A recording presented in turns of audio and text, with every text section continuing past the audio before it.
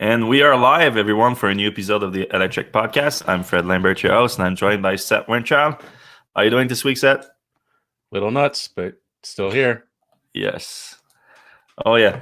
This week, like enough, we have plenty of news that's not Corona-related, so we're going to give everyone a little bit of a break, though, of course, we're still going to touch it a little bit because it's related to a few of the issues, but it's not at least the main story of the week for us at Electrek, which I think was kind of a relief talking about it all the time. It's kind of driving us crazy. But yeah, the first thing is Tesla's delivery number for the first quarter, which of course is a little bit related to Corona since Tesla had to stop production at the Fremont factory. But pretty good. Yeah. Maybe more than pretty good, because technically it is the best first quarter ever Tesla had. I mean, regardless of Corona, there's always a dip in the auto industry for the first quarter of the year. Just some seasonal stuff. People don't buy cars as much in the winter. But I mean, what we were hearing from Tesla staff, it was that Tesla was aiming for a delivery goal similar to the last quarter, which was, of course, 112,000 deliveries. Yeah, 112,000 deliveries. So they are a lot short of that. But if you look at the actual numbers, at 88,400 deliveries, if they had a normal end of the quarter push for the last 2 to 3 weeks, they would have gotten pretty close to that, in my opinion. We're talking about 76,200 Model 3 and Y and 12,200 Model S and X. Now, unfortunately, Tesla is not breaking down those Model 3 and Y deliveries, which is kind of annoying. I mean, it's the first quarter that Tesla started deliveries of the Model Y. We kind of want to know how many Model Ys it delivered. Yeah, that is a interesting way to put it out there. Mm-hmm. Do you have an estimate, you think, on the 76,000? You think maybe, I don't know, 15,000 Model Ys? That much? Oh, really? I don't know. I was closer to like maybe 4,000 to 5,000, in my opinion. Yeah, that's true. They just started getting out at the end of the quarter. Mm-hmm. Production was 102,672, which is very good, because that's actually pretty close to Tesla's last record, which was last quarter at 105,000 units. And so really less than 3,000 shorts here. So pretty close. They would have definitely beat that if they had the last week of production at Fremont factory. But what compensated for that is obviously the Shanghai factory that has been producing all throughout the quarter, except for a few weeks, again, due to the coronavirus and to Chinese New Year's. I'm not sure how the Chinese New Year's and the shutdown overlapped in China, but I don't think Tesla was down more than 2 weeks in China. Of course, the production volume might probably got affected during the weeks preceding the shutdown, but still, Tesla's apparently now producing 3,000 cars a week in Shanghai, which is really a bomb to Tesla's production right now, since Fremont is down. If you can imagine, if Tesla didn't get Shanghai running before the coronavirus, that would have been a real problem for Tesla. So at least there's some revenue coming in. Tesla can sell a few cars in China, and they're gonna have a decent inventory now in the US and in Europe to a certain degree. Maybe not that much, but we see 102,000 cars produced, 88,000 cars delivered. So that's 14,000 cars that a surplus of 14,000 cars for Tesla added to inventory. I was just going to say that that's quite a bit, especially with questionable months ahead in terms of people buying. Yeah, but they're not producing anything out of Fremont, so at least they can try to sell that where they can, where they don't have the restriction on sales and deliveries that much. They can try to move the cars around a little bit and see where they can sell those. So it's not, at least they get some revenue from that, and Tesla's not completely stuck. Do you think they overproduced in anticipation of a long outage? I think they produce everything they can all the time, really. And then they try to sell that. Like it's up to the sales teams to really come up. Hence the perpetual end of quarter push that Tesla keeps having every quarter. And even though It's not supposed to be the case. But yeah, so now, I mean, Tesla definitely came out okay of Q1. I'm not saying that they're gonna make money. I'm not saying that, but I think if they lose money, shouldn't be that bad. I think for sure that the cash balance is going to be up in Q1. That there's no doubt, especially since they raised a ton of money. So I think Q1 Tesla is safe. Now it's really like looking into Q2. Like, since how long is Fremont going to be down during Q2? There's not going to be production. How many cars they can sell in a slow market because of the recession we are obviously going into due to the triggered by the virus, the pandemic. So I don't know. It's up in the air. It's pretty much useless, right? To do like a prediction. Yeah, it's hard. So we know that Tesla is going to be producing ventilators for the U.S. government and for the states at Fremont and also at the other factory, the one in New York. I don't know about Gigafactory if they've said anything there, but would Tesla be able to knock out any cars alongside the ventilators if they're open because they're making ventilators, but hey, we're going to throw out a couple cars too while we're here. Is that something that they would do? They could do?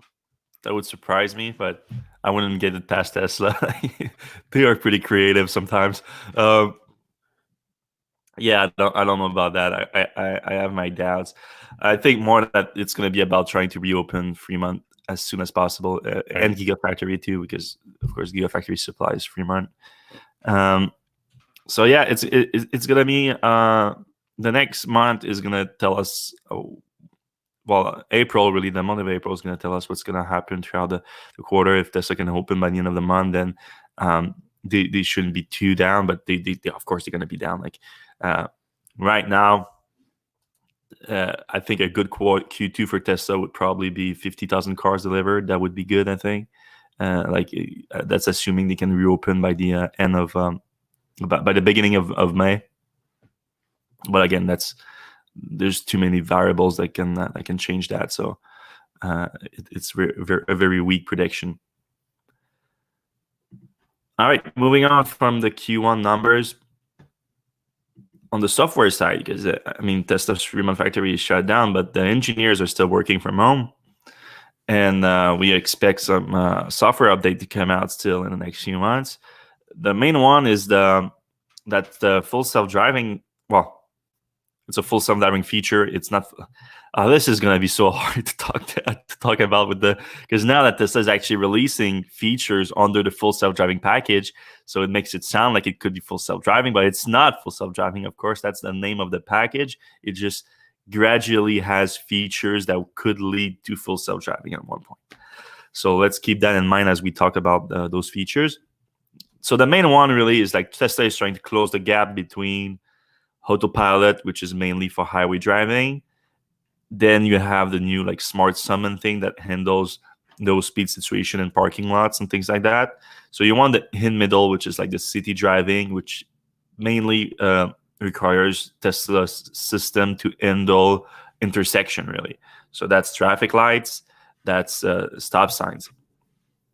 So last year we were supposed to see that, but instead, Elon said that it was going to be like a preview thing, preview of full self-driving, and that ended up to be the visualization of the stop sign and the traffic light that was released late in December. Tesla's vehicles were never acting on those visualizations. Like, they could see the traffic lights, but they wouldn't act on them. So last week, just before the podcast, we saw that in the early access program, there's an update now that enables Tesla Autopilot to act on those intersections, to navigate them. There was a quick video that was released by Autospec. Did we do that? Yeah, we did. We did talk about it last week. Yeah. We went through the video here, but the video doesn't tell us exactly what's happening, although that seems to be acting on it. What happened this week is that we got access to the release note for the update for the LXS program, thanks to Green, Tesla hacker Green, and it explains how the system works. which we learned that it's partly relies on GPS, so it's not just a vision system, and eventually Tesla wants it to be only vision based, just like current driving system, which are powered by humans, and we are vision based, of course. But now they still have GPS data using to find the intersection and traffic lights, which is somewhat questionable. But also, it seems like there's some limitation that the drivers needs to confirm. If we look here, I'm quoting: when stopping at traffic light and stop sign is enable. Oh yeah, that's actually the name of the feature. Stopping at traffic light and stop sign, that's the name of the feature. So that's why they say that when you enable that feature, and you are using auto steer and traffic aware cruise control, the touchscreen displays a pop-up message to inform you that an upcoming traffic line stop sign on road marking has been detected. As it approaches the stop location, even at an intersection in which the traffic light is green, the Model 3 Model Y slows down and displays a red line to indicate where the vehicle would come to a complete stop. So that's the line that we saw in the previous video, the red line. To continue to the intersection, again, even if the traffic light is already green, you must press down on the gear level or briefly press the accelerator pedal to give the vehicle permission to proceed.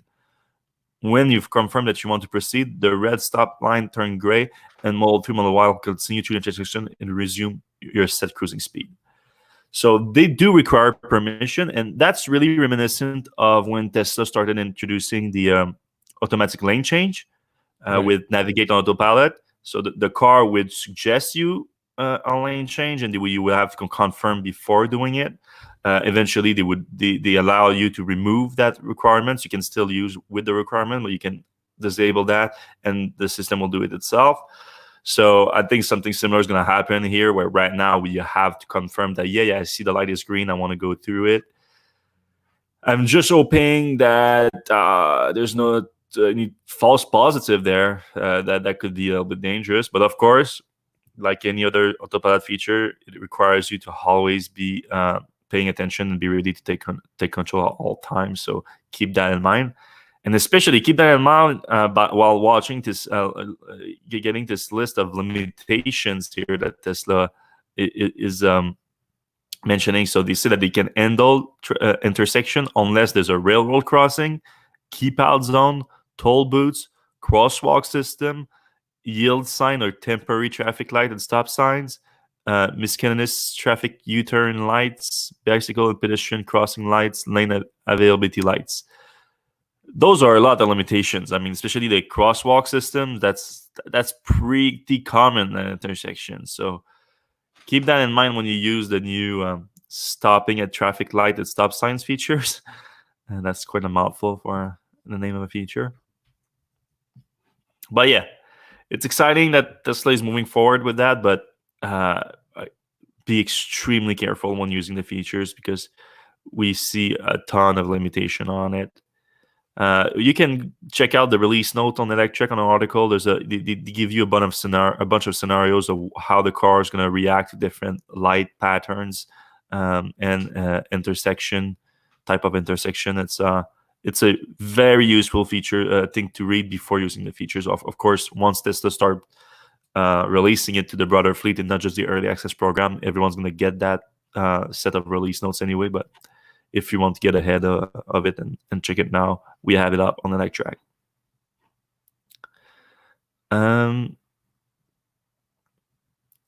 There's some Tesla Model Y news. So it's been a few weeks now that the car has been on the road. People have been testing it. And drag times had an interesting test that they did where they have a Tesla Model Y performance and they were testing it against the Model 3 performance.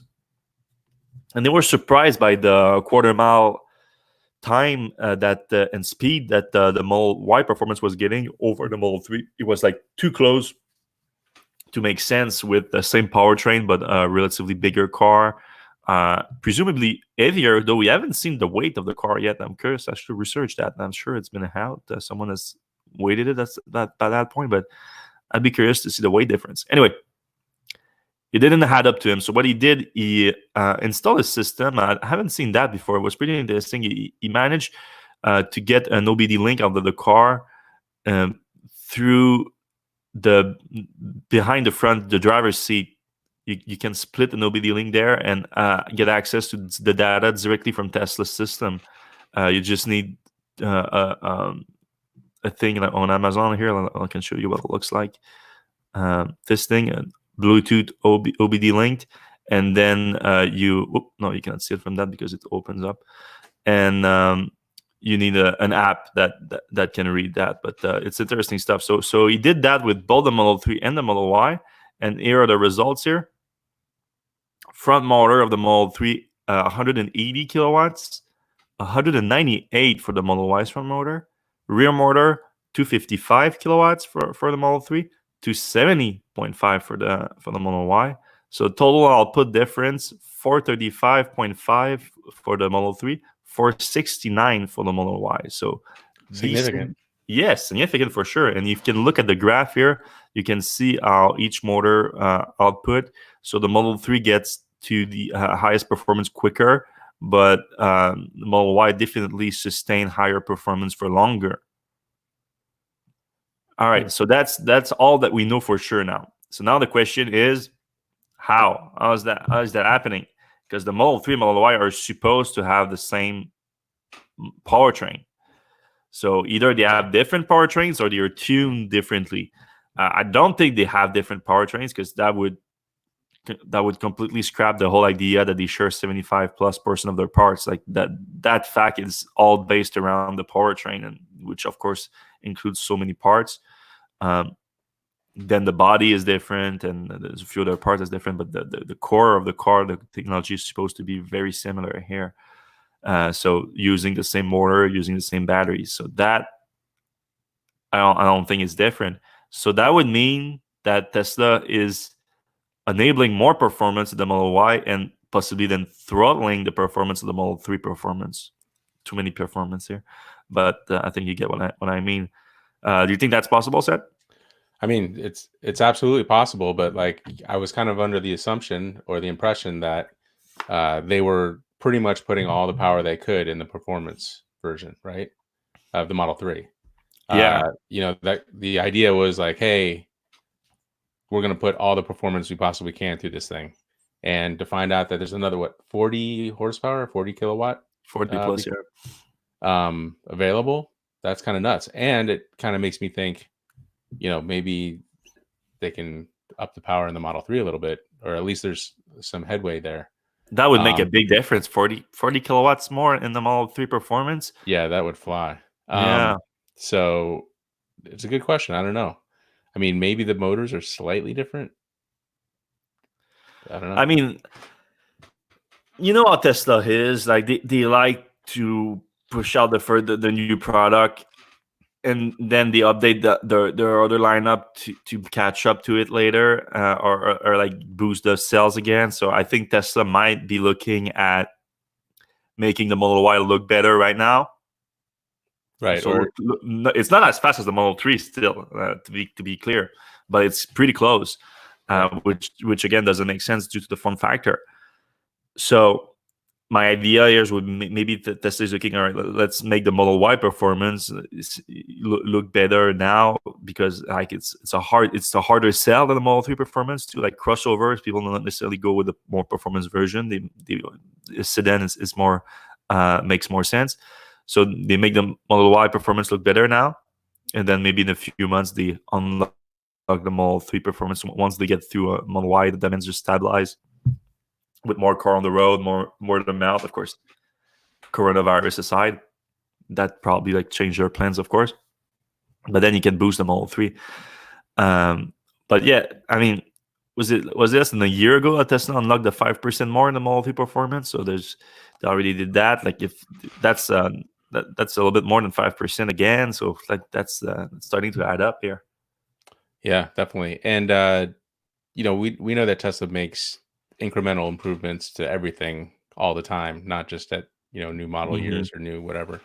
So it's possible that over the year since the Model 3 performance, a couple years now, came out, the motors might have been improved. They can take more energy. They just haven't upgraded the whole fleet because maybe the first ones aren't as good as the ones that are coming off the line right now. They don't want to differentiate. I don't know. Yeah, that's a good point, because I think drag times Model 3 performance is more than a year old, so that could make sense. You're right. Staying on the Model Y, we had the first Model Y teardown already. Sandy Monroe, which you might remember as he's become quite popular in the Tesla community over the last 2 years with the Model 3. At first, he wasn't a fan at all. For some reason, he kind of thrashed the Model 3 based on his first teardown, and then completely changed his tune within a year, and basically became a fanboy and loved Tesla. And now he's doing the Model Y teardown, and he's going all out for it, where he's doing this page where he gradually releases pieces by pieces the teardown. So yesterday we reported on the fit and finish.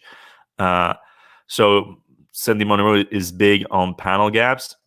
So he went through all the panel gaps on the Model Y. He was very satisfied with the front end, with the sides. Wasn't as satisfied with the back end of the vehicle. The trunk wasn't up to his standard. But to be honest, like, he was talking about a millimeter here, millimeter there, and he even admitted that for most people, they wouldn't care about that at all. It's really for people like him that's an issue. The front got some bigger issues though. The front was they had a broken trim where the clip on it wasn't sticking out, but that happens a lot, to be honest. Like he was like surprised that he could remove the trim easy, but I've seen that on plenty of Tesla cars, and it's normally it's just not put in correctly, and you can just push a bit on it, and then the clips will go in. However, there was one clip that was already broken on it, which is not good, but to be honest, it doesn't change anything. Like, there's like 12 clips on that trim, so if one is broken, it still stay in place pretty good. But yeah, I admitted that there was he said that was a quality assessment issue. He went into it. He did another video about it where he gave some suggestions to improve it. He went through the suspension. Said the Model Y suspension at the front is a little bit bithier than the Model 3 suspension. So there's that, especially when it comes to the control arms, lower control arms.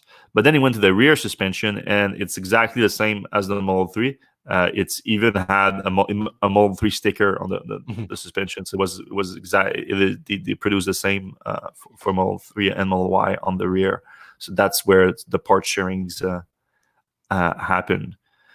So that was for yesterday, but then he added one that we posted today, that is wiring, body casting, and a few other things. And this one is a little bit more interesting because that touches what Elon has been boasting about, some improvement to the Model Y, including the wiring, which is supposed to be a lot more efficient, and also the casting, especially for the rear of the car, is supposed to be almost one piece of equipment, one giant piece of aluminum casting instead of a bunch of parts. And that's one of the things that Monroe was hammering Tesla on early on with the Model 3. When he was looking at the back of the car, he wasn't impressed at all. It said it was like 100 different parts that didn't make sense to him. Tesla definitely addressed that. So he actually saw it in person by doing the breakdown. And first, for the wiring, it was very impressed by it. All the 12-volt wiring around the car has some sort of a rugged wrapping around it, and he says that would completely eliminate any kind of short-circuiting over time, but by the wiring degrading over time. So that's a plus. He said that no one does that. He was surprised because it was like no other automakers goes that far in protecting the wiring in the car. So kudos to Tesla on that. He also liked these things here, which are called quick connects, and they are for the AC system. And he was also impressed about it because apparently not a lot of people use those because they're a lot more expensive. But he says it's almost completely eliminates risk of leakage down the road. So another good thing. The brakes, he said they were very similar to the Model 3 brakes, but a little bit bigger. And they were still though repackaged Brembo brakes, basically. So, of course, Brembo is a good. Brembo's top notch. Yeah. Now going to the rear of the car, here what we see is basically the trunk of the vehicle with the cover removed. So the trunk itself is now one piece, which he believed it's nylon. It's glass-filled nylon, which I'm not sure what kind of material is that, but Tesla basically casted the whole trunk like that and drops it into the body of the car. So Monroe was impressed because he says it's much more efficient than the Model 3 system. And then around the whole thing, that's the actual body of the car, which again, he says is one gigantic aluminum casting piece. And that's really the biggest improvement because Tesla is doing it just in one giant piece instead of like what he said last time was 100 of different ones. So yeah, I would suggest if you are interested in the Model Y, I would watch Monroe's videos on it. Very interesting stuff. Even starting to make me think that I should upgrade my Model 3 from Model Y because the improvements are significant. Yeah, I'm getting excited about this Model Y now. Yeah, especially now I'm contemplating upgrading to the performance version. I mean, I don't know when mine's coming, but it's really tempting because I never thought I was going to be anywhere near the Model 3. I will say Mick mentioned from our previous story, perhaps one of the reasons they're waiting to increase the performance in the Model 3 performance is that they're still waiting for the Model S Plaid to come out, and they don't want to kind of jump over. They don't want prospective Model S buyers to jump in on the Model 3. Yeah. I mean, that's just something to think about. How do you think, I mean, we were expecting mid-year Model S and X upgrades, or at least Model S. How do you think the pandemic's going to affect that, or will it affect it? That's a very good question. I was reporting a few weeks ago that Tesla was planning to use a shutdown to upgrade their production lines and everything. So that could actually be an opportunity for Tesla to upgrade the Model S and X line, or at least the Model S, because the Model S Plaid is supposed to come before the Model X. So it might be an opportunity to do that now, introduce the vehicle during the summer as planned, or even sooner, really. But at the same time, now I'm starting to hear, I haven't confirmed that yet, but I'm starting to hear from Tesla that they are now very worried about the situation in long term, in terms of the demand, well, not necessarily long term, but mid-term. If the crisis plunged the economy into a deep recession, and they could tighten the belt and focus just on more high volume vehicles that are going to be easier to sell. So I don't know. At the same time, Tesla's never had any issues selling high performance cars, so maybe the Plaid Model S makes sense too. I don't know. I really don't know. Yeah, and they do have some inventory of the current version. So if they wanted to kind of spend some time switching the assembly lines, they could kind of rely on their current inventory for short-term, medium-term sales. And try to sell all of that before. Yeah, that's a good opportunity, really, because there's always issues with Tesla's releasing a new version of its cars, and people like complaining that they just bought the old one and whatever. But so if Tesla just focuses right now on like selling all its inventory, update the line, and like there's nothing to sell, like no one can complain at that point, even if they bought an inventory car, like they did it knowing that there wouldn't be any new car coming out for a while. But yeah, one thing I'm sure that's not going to come out anytime soon, though, is the new Roadster. Tesla is not going to start production anytime soon because, I mean, the the first 100 roadsters are they have to give out, well, not for free again, like we keep saying for free, but they already are paid for through referrals from years ago. So that's going to be a big expense for them that they are not going to do right now for sure. But we already, even though officially it's supposed to come in 2020, Elon already hinted to the fact that maybe it won't be because it's not a priority. And it makes sense, especially with the Model Y now coming out, and I'm sure the Cybertruck is going to be a bigger priority. Yeah. But the Cybertruck is going to be a giant capital expenditure to do, though, because they have to build a brand new factory for it, while the Roadster are going to be lower volume vehicles. Though I'm sure Tesla still wants to make a couple, maybe a couple thousand a year. Yeah, I could see Tesla making like 2,000 Roadsters a year. Yeah, I mean, those might be high margin cars. I've always been kind of I mean, of course, I would love to have a fully decked out Founder Series Roadster, but I'm kind of the opinion that they really should make a Miata-ish version of the Roadster with like a normal size battery pack, maybe a 60, 70 kilowatt hour battery pack, and a 200 kilowatt, and sell it for. I mean, obviously, it would cannibalize sales of the fast ones, but like maybe it only goes 150 miles per hour. Like still be pretty fun. Yeah, it's gonna be a lot lighter too. Right. Yeah, probably handle a lot better.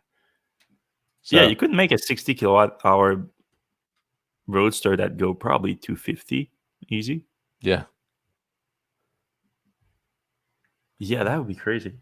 I'm just not sure, like, this form factor, like, how expensive it is. Also, you have to do like different tires, different wheels for it. Right. Those wheels are absurd. So you have to make the car still look good, but we have having more efficient wheels. So I don't know. It's a complicated issue, but I know what you're saying. But I think maybe the Roadster itself might not be the platform for it.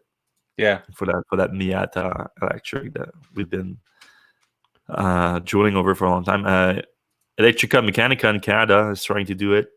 It's trying to do like a not too expensive 2-seater convertible, and those are the maker the Solo, the three-wheeler Solo, if you guys remember. All right, let's move on to an update that Tesla started pushing out last night. It's the Dashcam Viewer. So for the people that use TeslaCam and Sentry Mode, you can now, well, if you have the new update, which is where's the 2020 12.12.5. So with that new update, you get this Dashcam Viewer, and you can view all your videos from Sentry Mode and TeslaCam directly on the center screen of the car. So you don't have to remove your storage device and plug it into whatever other device, a laptop, a phone, or a tablet, and watch the videos, and you can watch them with all the different views available. Sorry. That's really cool. I can't wait to watch it. The funny thing to me though is that a lot of people are saying, "Oh, Tesla listened to our suggestions." No, that of course this was always going to be part of the thing. They just had to build it. Like they came up with the Sentry, or the TeslaCam and the Sentry Mode, which I always like to take credit for, because Elon asked that one time and I said, make the cameras security. But I'm sure they had their own separate way of thinking about it. But like, of course, this is going to be part of it. It just like it's not easy to build video software like for a car like that has new cameras. So that takes some time. But it's just, to me, it's funny that like all the super fans are like, Tesla, listen to us. We said we want to view it in. Like, of course that you're going to do that. And of course, like every Tesla employee that's got a Tesla is like, why can't I watch this on my car? I don't want to have to export it to my computer or my phone. Yeah, it's just way down on the priority list. Right, and exactly. Now they got to it, and maybe they got to it because of the coronavirus. Maybe. like a lot of Tesla's programs are on hold right now. So the software engineers they go down the list of features, and maybe we're gonna get a lot of those smaller features over the next few weeks because of that. That could be kind of fun. All right, let's go into some Tesla energy stuff because we had a lot this week. We reported on this massive new Tesla solar roof installation in Florida. So a few interesting about this installation. One, Tesla made the whole roof hurricane proof, which is important because roofs in Florida apparently have to be hurricane proof now. So all the different fittings and everything and the tiles have to withstand a certain amount of wind. And the first installation in Florida completed with that standard that has been done. So now we expect more installation in Florida for going forward. But this one was also interesting because it was a giant one. It's the biggest solar roof installation that I know of at this time, so I called it the biggest. But there might be some other ones that are around the same size or even bigger. Let us know if you know about them. But for everything that's been reported so far, I think this one is the biggest. 18 kilowatts. So that's a big installation, and really it puts into perspective what happened like a few weeks ago when Tesla announced the capacity to produce 1,000 roof per week, 1,000 solar roof per week, and they made that claims based on 4 megawatts of production, which would put the average Tesla solar roof at 4 kilowatts. And we said that was crazy low, that we don't even know of a solar roof installation at 4 kilowatts, and now we have one at 18. So you can imagine that Tesla was stretching the numbers here when they said 1,000 roof per week. But yeah, this new installation is pretty impressive. There was a lot of fittings again that Tesla had to go around and make sure that works, especially with the hurricane proof stuff. They add this, it comes with 4 power walls too. So it's a big installation, not only for energy generation at 18 kilowatts, but also energy storage at, so 4 power walls, 54 kilowatt hour of energy capacity.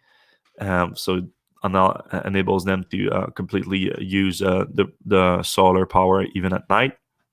So we see some of the accessories they use here. You have the backup gateway, new electrical panel, and right here you have 3 inverters.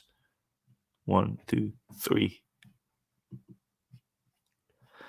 And so one of the questions, are those Tesla inverters?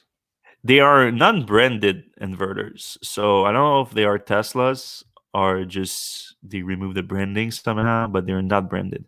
They don't look like Solar Edge. They don't. They are, Tesla often uses Solar Edge, especially for their solar panel installation, but I don't know about a solar roof here, especially for such a big installation. Here's the first picture of the solar gateway. So not to be confused with the backup gateway.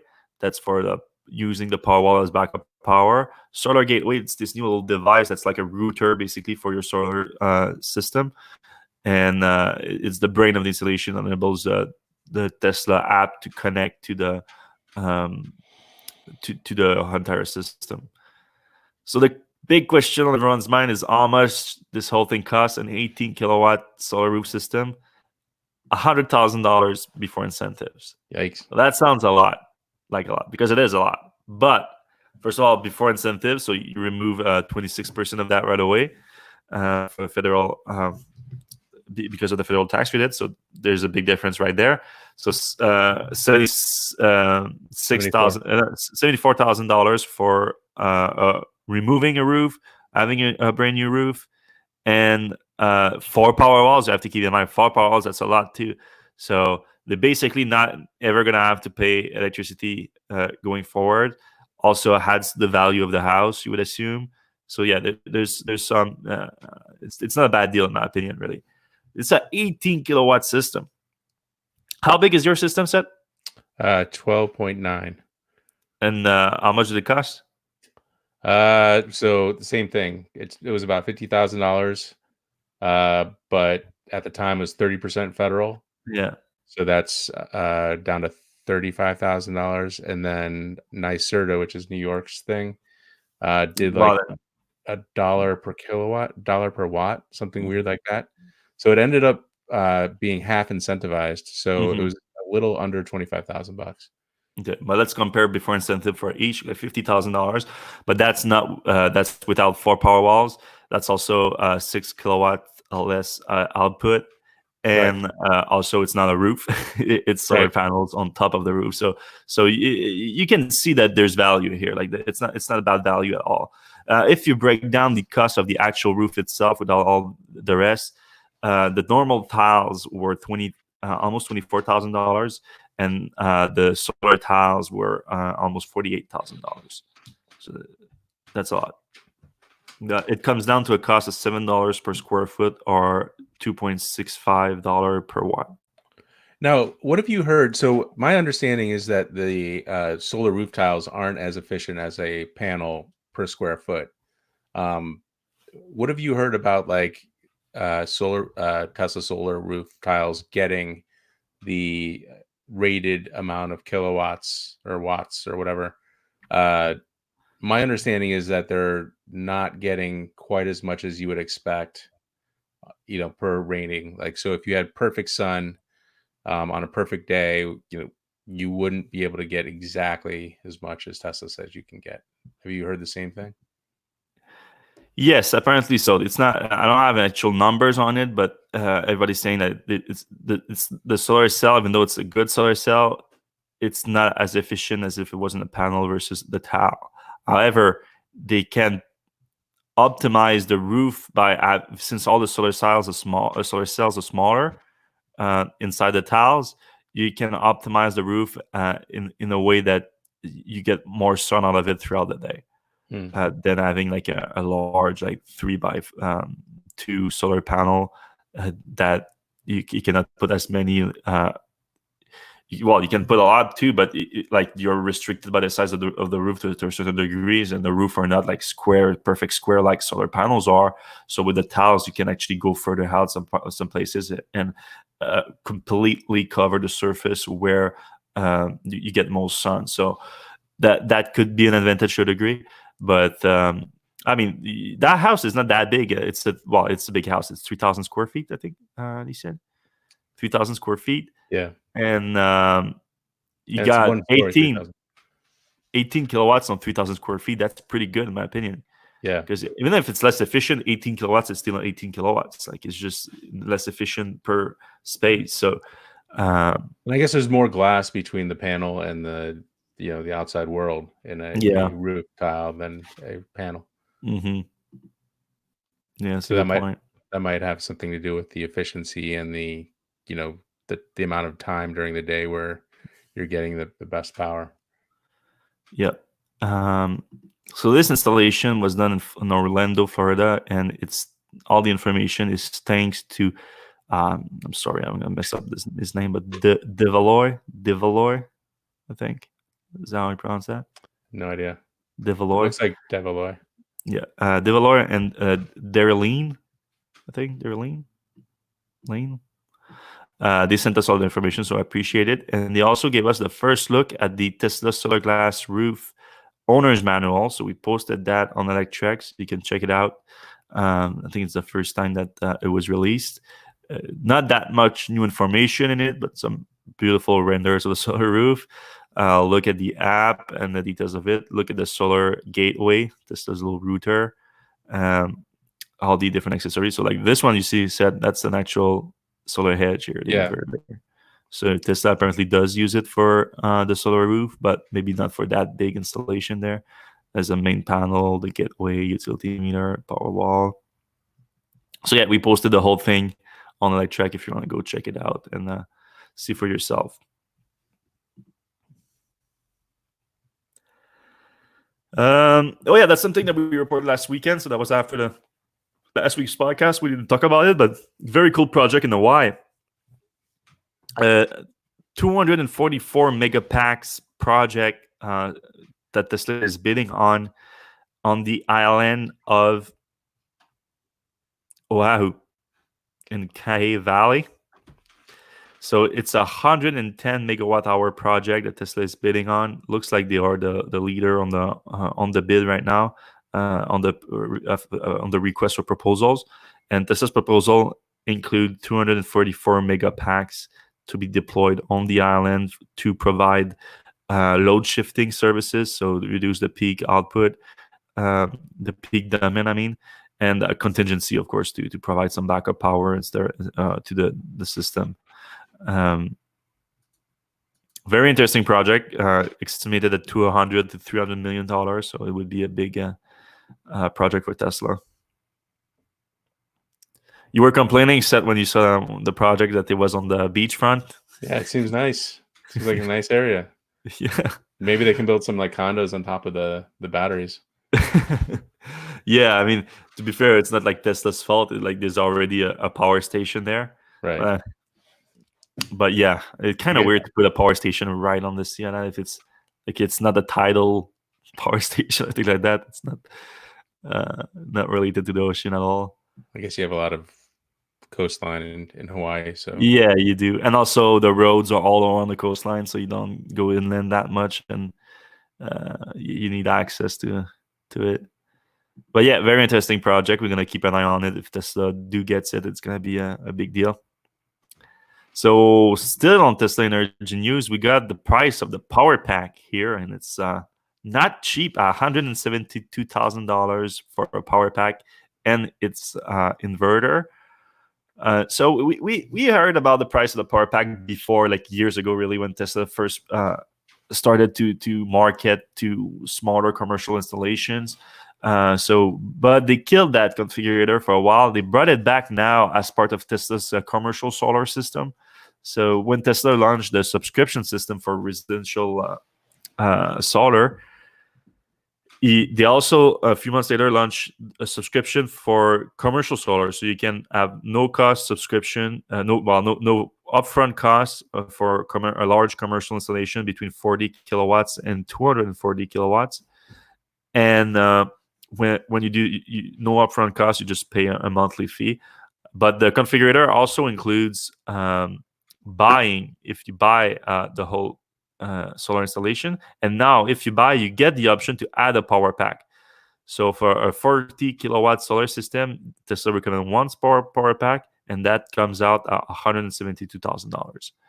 That's kind of crazy, but there's some rationale behind it that do make sense.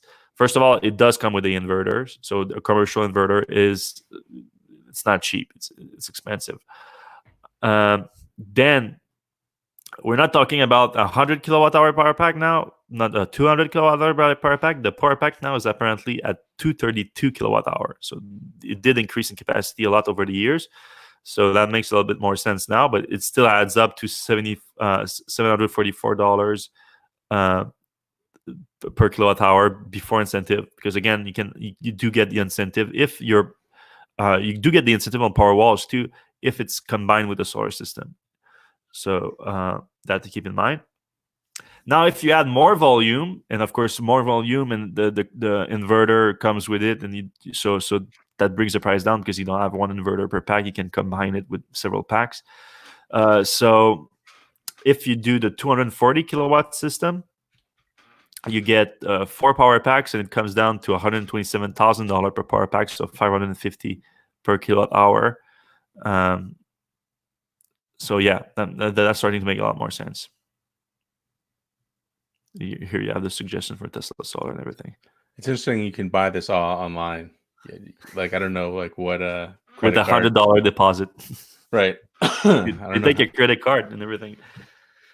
Yeah, it's a big project, but of course Tesla is banking on their brand name. But I don't know how big they are in the commercial solar business nowadays, and I need to look into that because SolarCity was big at one point in the solar commercial market, and of course Tesla cut a lot of those projects and stopped doing them. But well, they had that year where they kind of had to go back and fix all the there was like a bad part, not Tesla's fault, but they had a bad part, and like all the Walmarts were causing fires. So they basically like lost a year installations because they had to send people back and like replace all those. Yeah, and lost a lot of reputation too. Right. But this is a nice solution. Like I know like my wife's company is considering a solar solution. They have diesel generators now that come on in the summer when the brownouts come. And I'm like, that's crazy. You just should go get solar. And you know, the CFO is just like, you know, how did we even start this? And now you just throw them at the website and configure it based on what your needs are, and it's done. Yeah, because it's not crazy. If you look, let me look here real quick at just a basic system, commercial, 40 kilowatt one, after, because they do have price both for incentive if you buy, but also the subscription is really it's not unreasonable at all. Okay, so the 40 kilowatt.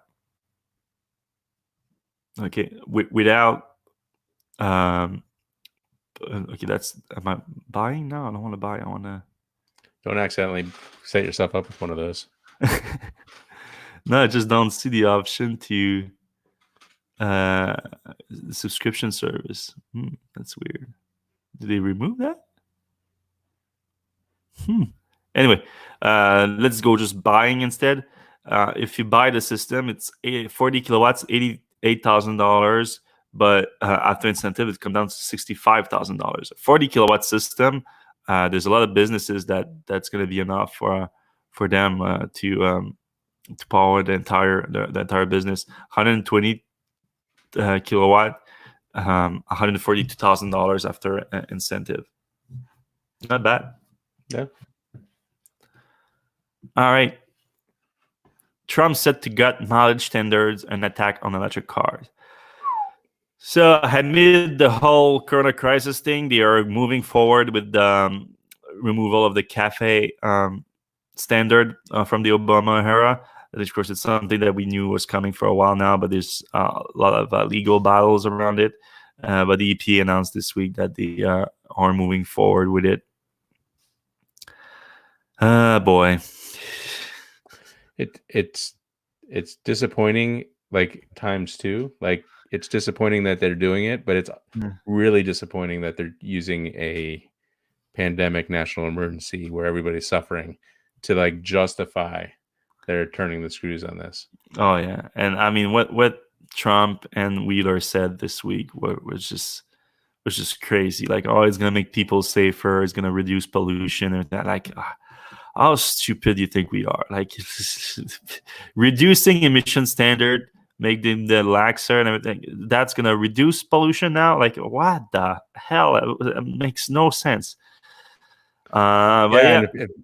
If you want to get down dirty with it, my understanding, and we've kind of written about this a few times, is that the more pollution you have in the air, the more susceptible the population is to the coronavirus and getting sick. So, like, they don't have a leg to stand on, really. Oh, no, of course not. I mean, the whole coronavirus is all respiratory issues. So if you have already problem with your lungs, you're much more subject to being in danger from it. So of course, cleaner air makes a big difference. But anyway, the real problem with that is that they have zero long-term vision at all, because we know, of course, that Electrek, because we're like China, the typical fan, we know where the market is going here, and what they're doing by allowing the automakers to not have to produce electric vehicles in volume right now. They gave the option to them, and unfortunately, automakers often will take the easiest option. And if they do that, they're going to fall behind on electric vehicles, and then the US is going to fall behind on electric vehicles, and it's not going to just be a problem for pollution, but it's also going to be an economical problem where the US automakers won't be the leaders in electric vehicles, and therefore they will lose in value and maybe even go bankrupt. I mean, the automakers went bankrupt in 2008, 2009 in the US. Double down with the fact that there's a big transition in the industry now to electric vehicles, and this coronavirus happens. I think we're going to see some giant falls. Some giant will fall. I think GM's going to be the first. I don't know. I mean, FCA seems way more. But yeah. FCA. But yeah, GM and Ford both seem like they're not going to be keeping up. GM and we saw that leaked Reuters report. They really don't have the real intentions of ramping up EVs seriously by even the middle of the decade. Even though they're giving us all the good PR they can possibly give us, it really seems like EVs are going to be a very small part of their portfolio for the next 4 years, 5 years at least. I believe Reuters had a leaked document from Ford or GM or both saying that, like they don't anticipate making the same amount of EVs in 2025 that Tesla made last year. So that kind of just shows you like they're depends to have like 20 different EVs but make 20 units of each. Like right. That's basically it. It's disappointing. I mean, I still have some hope to the degree where they just lack vision. But the engineers that are working on these projects are legit though. Like I'm not blaming like any GM engineer or any Ford engineer like that. Like if so those engineers are tasked with making an electric truck or something like the electric F-150, they're gonna do everything they can to make the best truck they can. And even if Ford as a company is not planning to have like make hundreds of thousands of them a year, if the car that they deliver, the truck they deliver is good, that works for any vehicle programs or any other automakers too. If they do deliver a great car and then it starts selling, then they're gonna change their mind and invest in higher volume production. So I still have that hope, but of course that would put them years behind Teslas and all other automakers that are really investing in volume production like Volkswagen and those companies. But yeah, something looking good. Speaking of laggers, Toyota.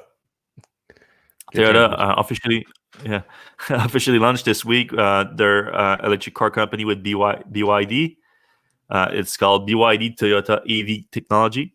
So I don't think they're going to sell cars under that company, but they're going to develop fully electric cars underneath it. So it's 300 people, 200 engineers from each company, combined. And the goal is to design, develop battery electric vehicles and their platform and related parts. And you guessed it, it's for the Chinese market. So Toyota also had some big announcement in the last few years about EVs, even though they still haven't produced anything else outside of China. Because Toyota still sees EVs as compliance vehicle, and they're only going to make them where they have to make them, and that's China for now.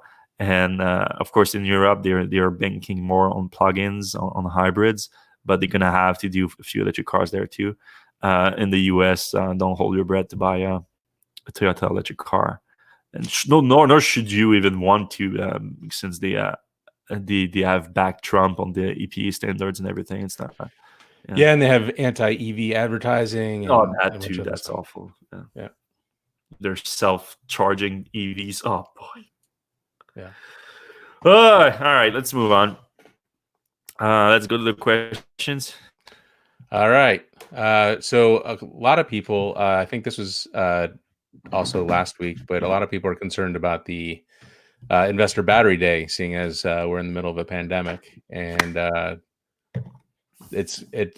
I would imagine that Tesla will just do some sort of live stream. I don't even know how they're going to do that, to be honest. Like I know you're not supposed to be within 6 feet, and this is going to be in New York, where the pandemic is probably the strongest in the world right now. So it doesn't really have to be New York though. Like you could just like do like a PowerPoint type presentation and have Elon talk on it and everything.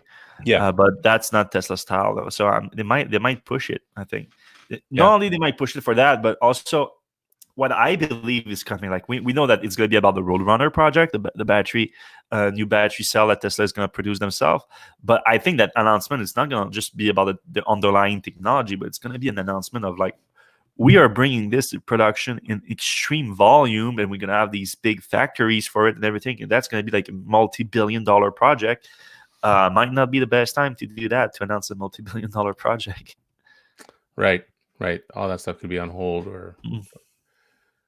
So that a couple people asked about that. Do you think Tesla will prioritize shipping cars to the closest customers this next quarter, assuming they get production back up with everything going on? That's from Christian Vieira. Well, yeah, I mean, if they do get the factory back and running in Q2, they're gonna want to deliver those cars in Q2 as soon as possible because for sure Q2 is gonna be way down already with a week now of downtime in Fremont. Like, yeah, that would make sense. But also they're gonna ship the cars where there's demand for it. That's what they're gonna do. Right, they're gonna do whatever they can do. Yeah. Choppa Boy asks, has anyone else heard that there are Model Y available for immediate delivery if we are willing to change options to match it? That sounds reasonable to me. I would assume that that's going to start happening, especially with a lot of people probably canceling their orders. Yeah. But it's not going to happen in volume a lot. Like Tesla is not producing any more Model Y right now. So right. If there's some, like you said, it's some cancellation. So if there's 100 of them, I'd be surprised.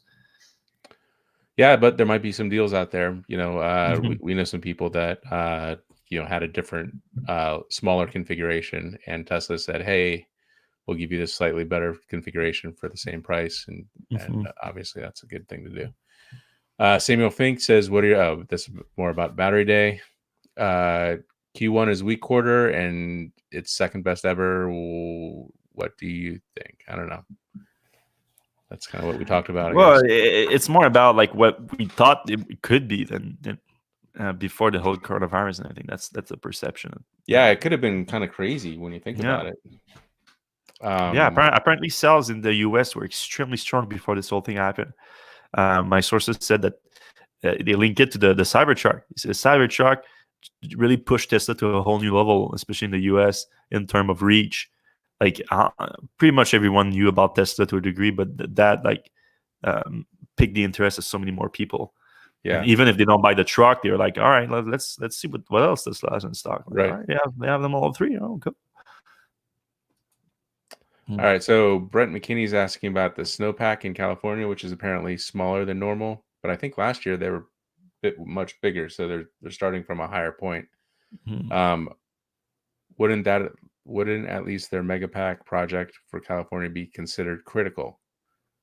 So what do you mean by snowpack? I'm not aware of it. I mean, maybe he's talking about electricity generation with like dams. I don't know. So snowpack, like we're talking about like the snows in the mountains and melting, and does California has any significant amount of hydropower? I mean, I know that Hoover Dam's a little bit, but that's mostly Las Vegas. Yeah, I mean, yeah, they do get some power, but it's not in California. I mean, the biggest battery project that Tesla has in the world right now is in California with PG&E in the Monterey County. So yeah, there's battery coming down in California for sure. SAI says Q1 is weak quarter historically and now second best quarter ever. What will Q3, Q4, and Q2 Corona be?